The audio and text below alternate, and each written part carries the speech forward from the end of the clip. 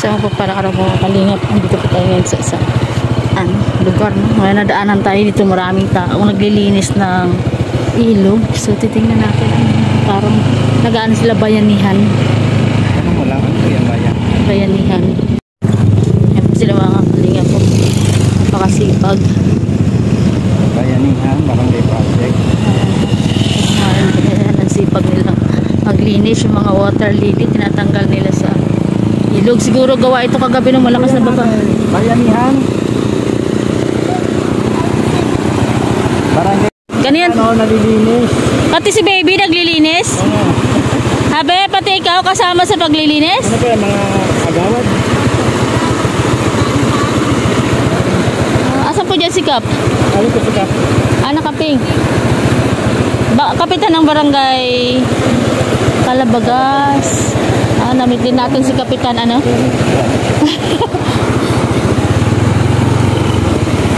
Yan, maganda po. Yan. Bili kami ng ano. Nadaanan namin silang mga masisibag na barangay council. Barangay council ng ano. Good morning po. Linis ng ilog. Good morning po. Kapitan yata daw yung naka-pink. Good morning, Kap. Morning. Ito na po yung daan kagabi ng malakas na ulan. Saglit lang po yun pero bumara siya. Talaga po mga kalingap. Galing. Po. Saan po kayo galing? Ay, nag-igot-igot po kami, nagbablog kami. Opo, kami po yung merienda, ayan, pang merienda nyo ba kasi ay para po kayo may pang merienda. Ayan, po kayo dyan. Talagang masisipag po silang maglinis para hindi magbara yung drainage. Ayan ang yung pagmamahal sa kalikasan. Kap, bakit wala yung mga mo? Sinusolo mo yata. Wala yung ibang kasama. Wala po. May mga gawa pa daw po ay nagpapagamot. Ay, ganon? Ano nga pong pangalan nyo, Kap? Christian J. Labrador po. Christian J. Labrador. Kayo na po ang kabuuan Barangay dito. Captain ng Calabagas. Calabagas. Nagpapiling baga tayo dyan dati? Saan? Dito, sa Calabagas din yun Ay, hindi sa yun. Tawag doon sa may parang barangay side? Barangay Kalinga. Ayan. Porokdos po. Dawat Kalinga. Ang naging contact namin doon ay parang si siya nga, gusto lang pa akong kagawad. Nagawad Musa yata. Ay, dahil po dati kagawad. Dati. Na sila tapos na.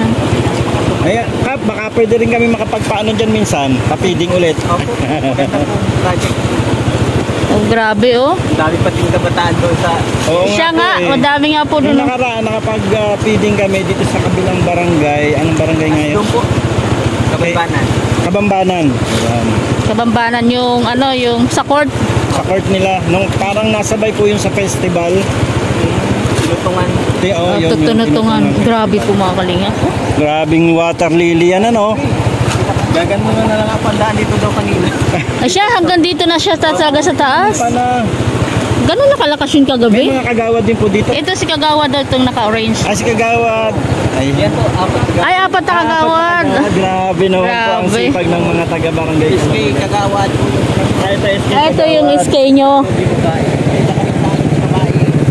Pati nga yung bata nakitulong na din. Meron po kami na i-vlog dito na yung nasa Taytay. Taytay Rizal. Taytay Rizal. Buti na hinahanap po namin yung nanay. Taga Antipolo rin kasi ako. Hinahanap namin sa Taytay Rizal sana yung nanay nila. Pero na-i-vlog ko yun yung lalaki lang. Yung babae hindi kasi tawag dito inampun din yata nung pamangkin nung may-ari ng resort. Matagal na po siya na kinuha. Siguro po mga 3 months na ako daw. April pa po yun. No, April. Kasi last time namin nakita yun ay February. Turnover. Buti naman. Kinuha ng nanay. Taga-saan sir? Taga-Antipolo po kami, pero dito kami kay Kuya Bal. Kay Bal Santos Matubang. Sa Kalinga po. Ayan, ang galing. Grabe, grabe. Kung hindi mo yan aalisin, baha uli yan mamaya. Pero alam mo sa ibang lugar, itong mga water lily ginagawa na nilang handicraft project yan. Ginagawa pong bag. Din talaga may mga kagamitan. Siya sa ano, kabilang barangay, Kanluran. Ay, meron na rin po. Sa Water Lily Festival. Oo. Ano, tinutuyo po yung dahon. Tutuyuin, tapos gagawing bag.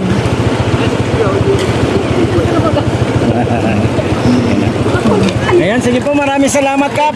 Ayan, thank you, thank you. God bless po. Kahit namin yung ginagawa. God bless po. God bless po. Kayo. Baga yan. Water lettuce. Kinakain po yung Kap ng mga itik. Opo, water lettuce po yan. Tatagta rin siya, tapos ano. Water lettuce ba ba? Parang yung maliliit. Oo, para siyang ano, tawag na. Oo, bagyo. Isang baka lalagay natin. Sige, Kap. Ako Okay, po thank si you. Rich Falcon. Ayan, ritual ko. Aljo Sigil po. Thank you. Po mga kalingap at ang sisipag po ng mga barangay council ng ano, Shout out Calabagas. sa kapitan ng Barangay Calabagas. ayan po, ng barangay Calabagas. Sir Labrador. Yan o, kasi pinapaganda po talaga, ang ganda ng ilog nga po, ganyan. Kamalinis, pero puno siya ng water lily, no? Sana makakuha tayo ng mga ano dati yung handicraft na gawa sa water lily, napakarami. Iba naman yung water lily dati, yata kung ginagawa handicraft. Mataas yun. Diba? Oo, malalaking klase ng water lily. Mahaba, no? So, yan po.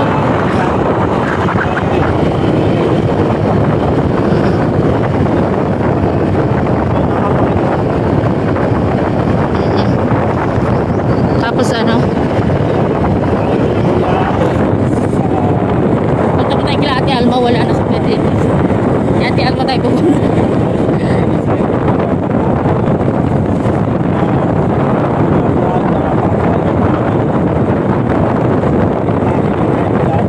Baka naman ano talaga daddy, kalooban na Lord na dito siya talaga hanggang sa last breath niya sa mga anak niya.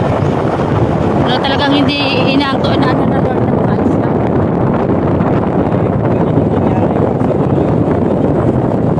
Nangyari, hindi ko siya namatay. Ibig sabihin, yun talaga yung tadhana niya.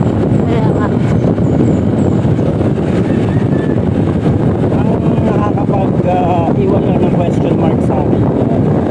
Since meron siyang mga anak sa ibang bansa, sa Papua New Guinea at mga kamag-anak, bakit hindi sila nag-effort na ma-reach out ng kanilang tatay? Alam naman nila siguro na matanda, buhay pa. Pero bakit walang nag-reach out? Baka mahirap lang din sila. Eh, kasi may company. Kasi di ba naalala mo parang nadulas si ano, si Imbo. Sabi niya. Sabi niya, dati daw, sabi mo sino nag-support sa iyo, sabi mo, sabi niya, kamag-anak ni Daddy. Papadala. Tapos ako, nawala na.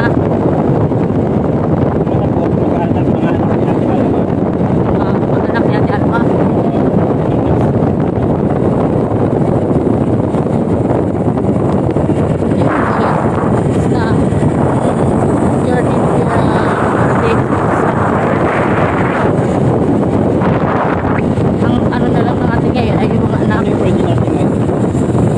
Yung mga anak. Sigurado niya, mas nagiging mahirap ang buhay nila ngayon dahil may kababata, walang magbabantay, kung magtatrabaho si Ate Alma, sino magbabantay ng mga bata? Pero God is good, may paraan ng Lord yan. Hindi lang natin alam sa ngayon. Ano meron pa, ibuhin ng Diyos para bigyan sila ng parang buhay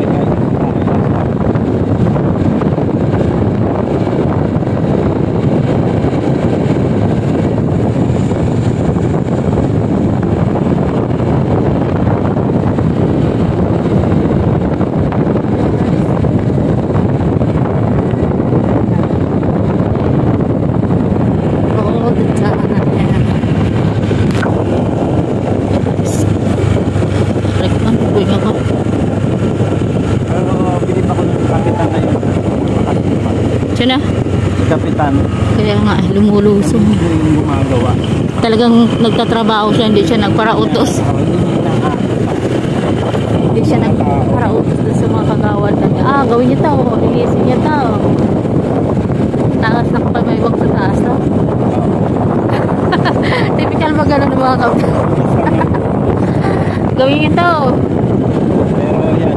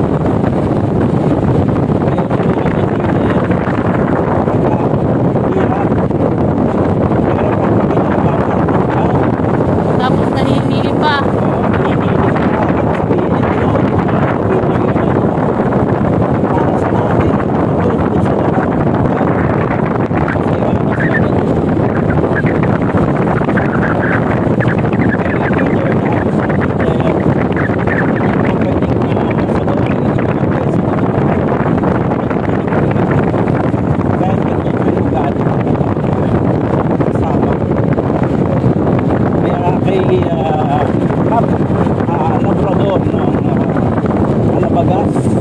Kaya salute po. Shoutout sa inyo at sa mga kagawad na kasama nila na naglilito. Grabe, tapos may SK chairman pa. Mismo mga leader lang, kapitan, mga kagawad, SK chairman. Ang lasa ng mga ano. Kaya hinahanap ko yung constituents. Sana man lang. May bata din naman. Oo, kung may ginagawa yung ibang leader, initiative.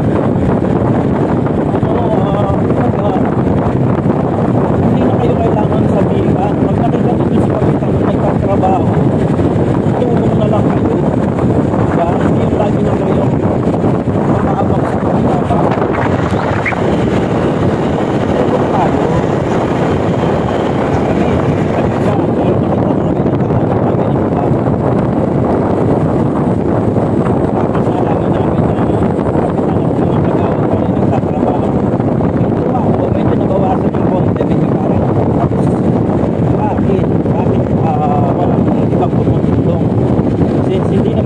Busy ang lahat ng mga tao dito sa probinsya.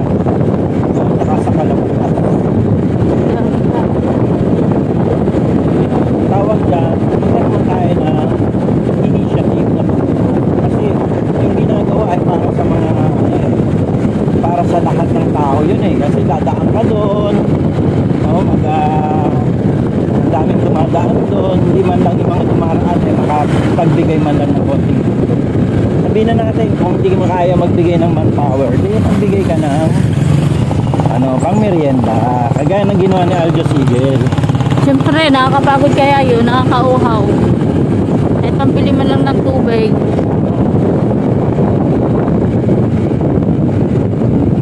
Kaya napakagaling ng kapitan natin ng pagkakot ng Barangay Alabagas dito po sa Camarines Norte. Yan, malapit na po tayo sa highway. Malapit na po tayo mga kalingap ng highway. So, yan po. Mga kalingap, abangan nyo po maya para pagdating natin at kita tayo nila Ate Alma ay makakapag-live si Rich Paragon. At tayo po natin makapag-live si Kuya Bal. Magla-live po tayo at update po sa kalagayan po nila Ate Alma at nila ng mga bata. Kung ano na bang nangyari kay Kuya Dennis. Dahil kahapon doon po ay hindi pa po naiimbalsam kung ano ko lang death certificate.